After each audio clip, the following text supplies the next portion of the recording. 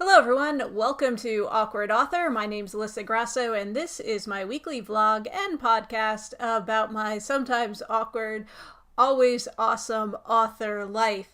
In awkwardness, this is my second time recording this because I had some difficulties with the first take, so second time hopefully will be the charm.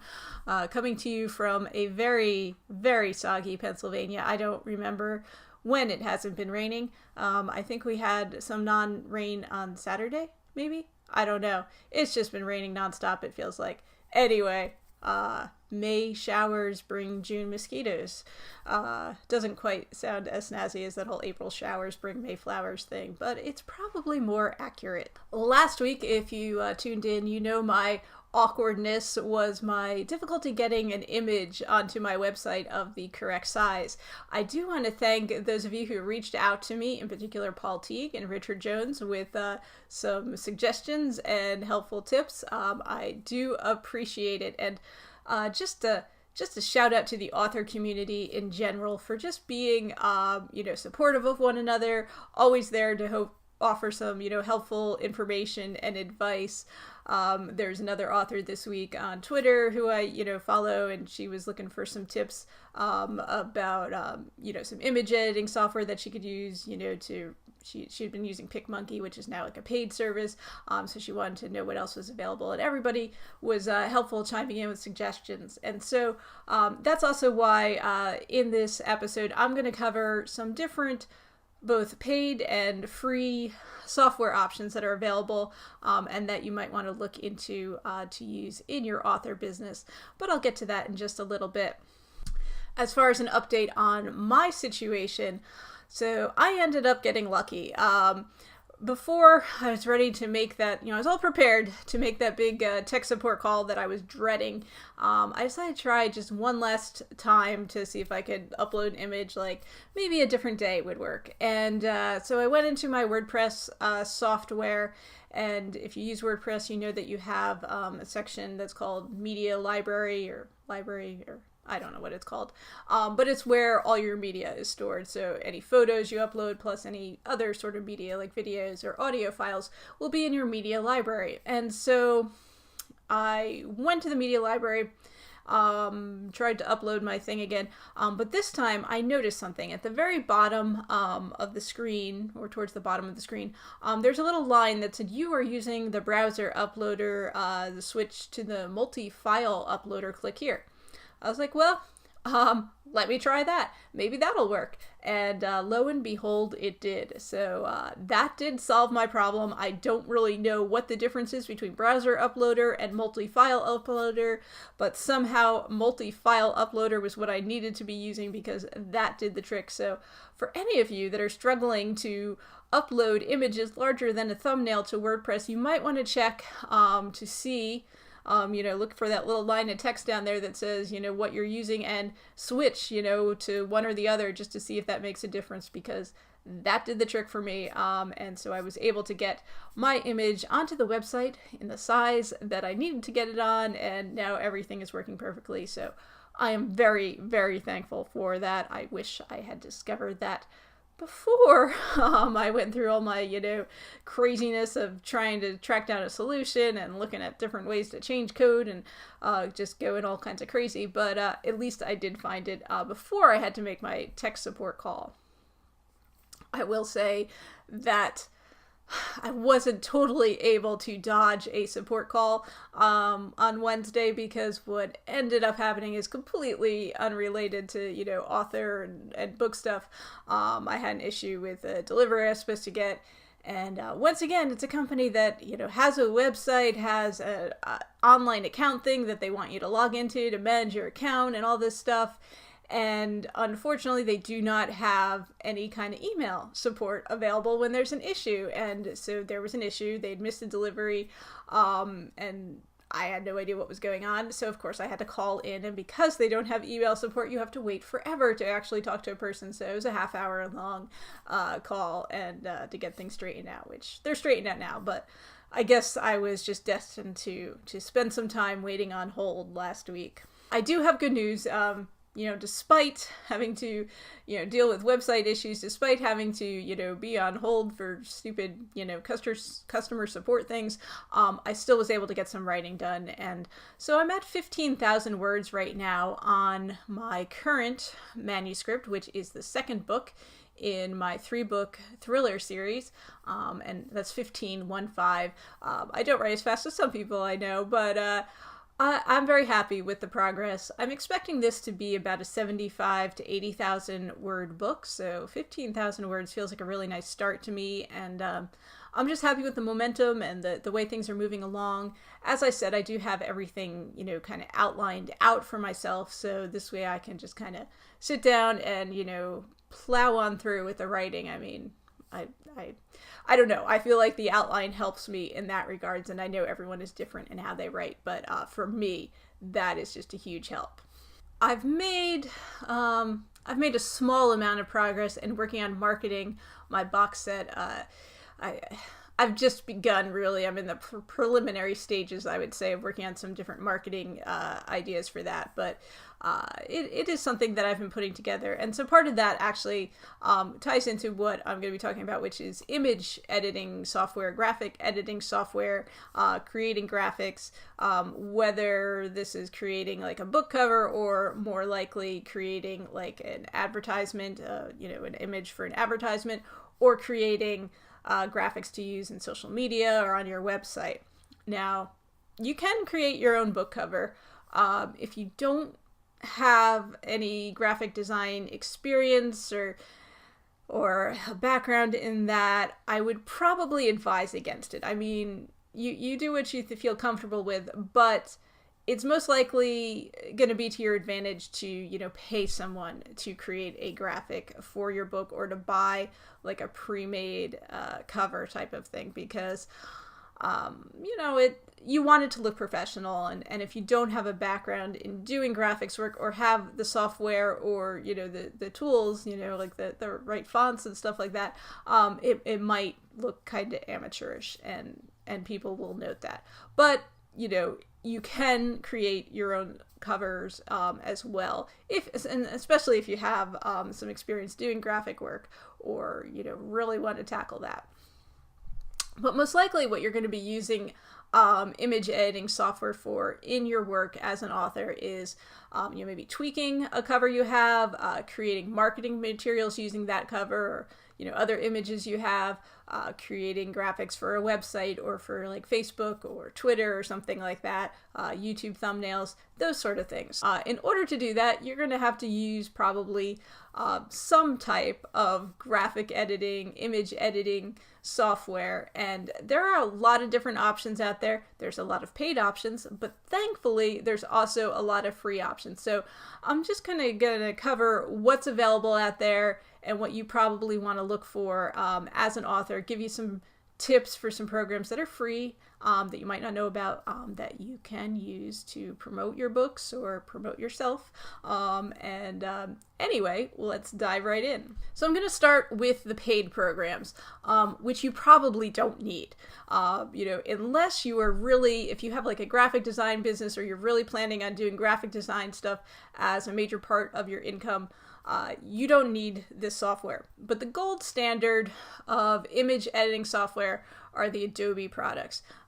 Adobe Photoshop and Adobe Illustrator are the two main products. Adobe Photoshop, as the name suggests, is designed around editing photos. Now, it can do a whole lot more than just basic photo editing, but that is the main thrust, I guess I will say, of Adobe Photoshop. It's especially useful, ad agencies are going to use it to create, beautiful display ads, and they're, some people use it to create book covers. You can use it to create all sorts of graphics, especially ones that involve photos in some way. You can obviously, we all hear about images being photoshopped. It's actually like a verb, because it's, it's got robust tools to, edit photos, and really, you can make someone who's only like so, you can make them gorgeous, and things like that, because you have all these tools at your disposal. But you probably don't need Adobe Photoshop. The other program that Adobe has is Adobe Illustrator, which is more of a graphics editing software. So this is great for working with vector graphics, if you're going to create your own graphics, as well as, graphic design work, any kind of, laying out an advertisement or, laying out a book cover. You can do all that in Adobe Illustrator. And, there's a lot of tools with Adobe Illustrator, like different brushes and things like that you can really create some great digital art. So that's all great, but Adobe is kind of expensive to use. Adobe is no longer something that you can pay and buy the software. What you do is they have a subscription model, and so you pay each month to use the software. I know they do have like a student rate, and they might have some other discount rates, but in general, it's about $10 a month, I think, to use Adobe, and that's $10 a month for Adobe Photoshop or $10 a month for Illustrator. They might have like some kind of combined package. I don't know. But obviously that'll add up and get expensive. You're looking at $120 per year just for this software. Again, if you are a full-time graphic designer, you're going to pay that. That's just, you need that. This is the standard software that you're going to use. Now, I do some graphic design work myself. I'm not a full-time graphic designer. I do just some like different specialized things. And so for me, I don't feel like I need to have, the Adobe products. I don't really like the subscription model way of doing things. So that is why I actually use software called Affinity. Now, Affinity is basically their whole thing is basically being a clone of Adobe. They have Affinity Photo, which is their version of Photoshop, and Affinity Designer, which is their answer to Adobe Illustrator. Affinity Designer is what I use. I use it very regularly. I use it to create different graphics. I use that to create, images for, to create advertisements, to create book covers, that sort of thing. But I also use it for a whole lot of other stuff as well. And it works very similar to Adobe Illustrator, if you're familiar with that. Affinity is not free software. You do pay to use it, but unlike Adobe, it is not a subscription model. So for Affinity, you pay a one-time fee to download and use the software. It's available for both Macs and PC. On Macs, you can download it right from the App Store, which is nice. So it's going to work, and it does work really well, I have to say. Sorry, my dog is barking about something outside. I don't know what. So at least for me, when I downloaded Affinity Designer, it was like a $50 fee, and that's it. There's no subscription on top of that. I believe it's still the same price. I don't know if the price has changed at all.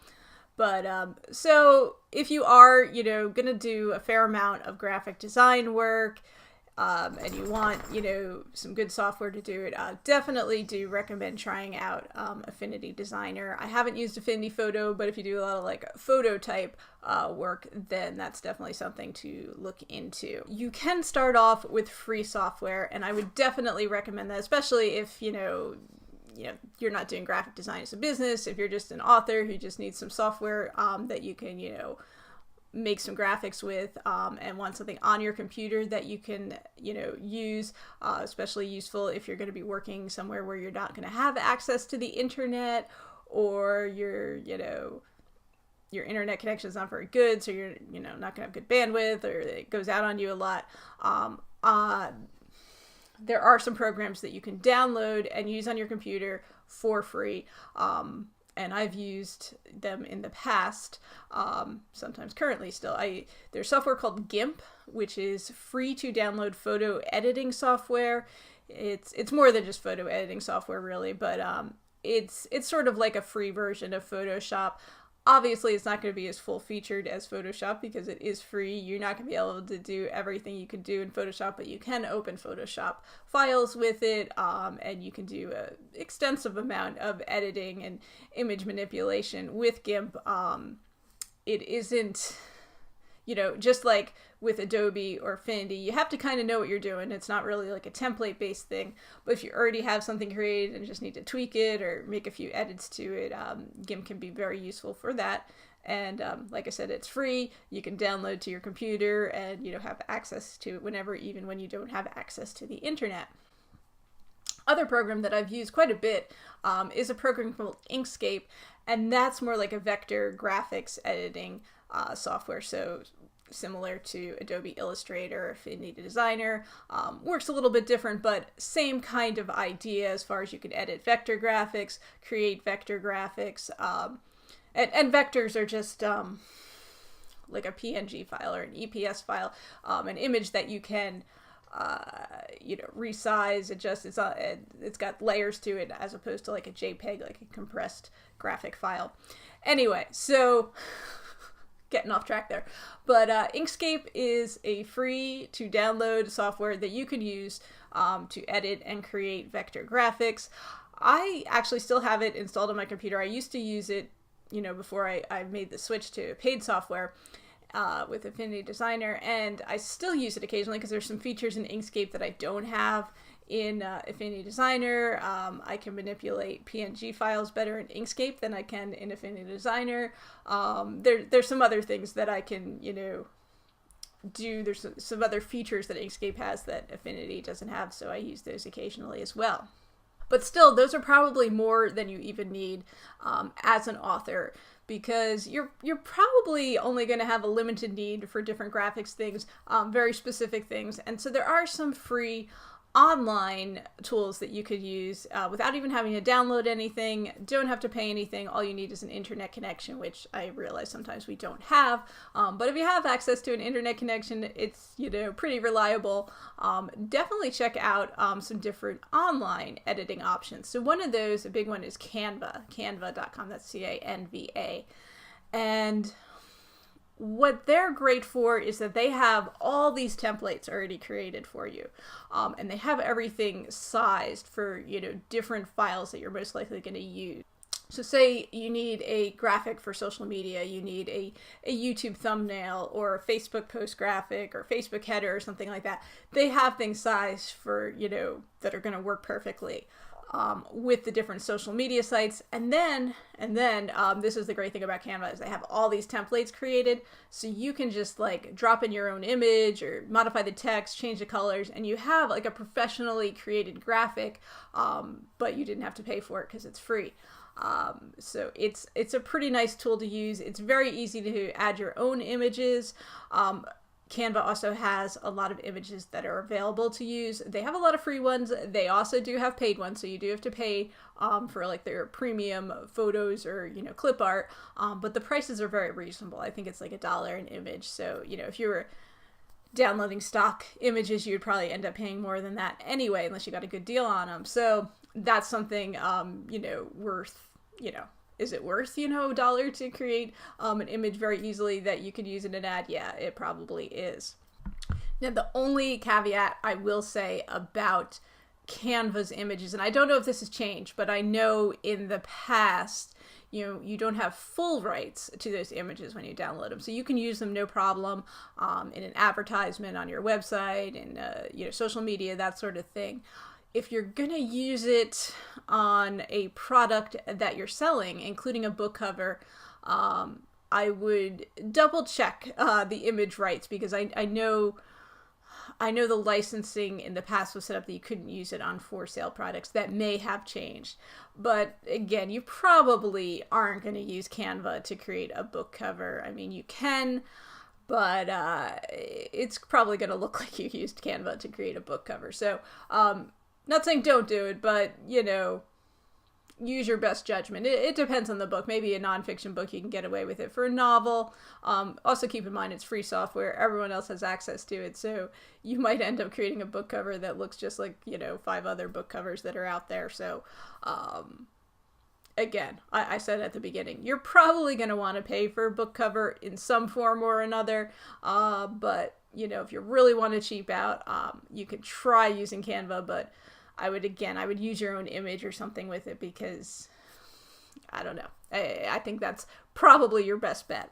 But Canva's great strength is very, very easy to use.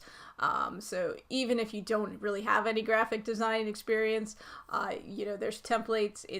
It's pretty user friendly, I have to say. So it's a great place to start if you're kind of terrified by the whole idea of making graphics, but you need some graphics.